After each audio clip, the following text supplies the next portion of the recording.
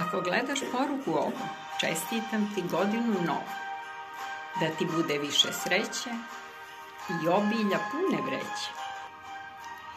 I u kući čeljad zdrava, 26.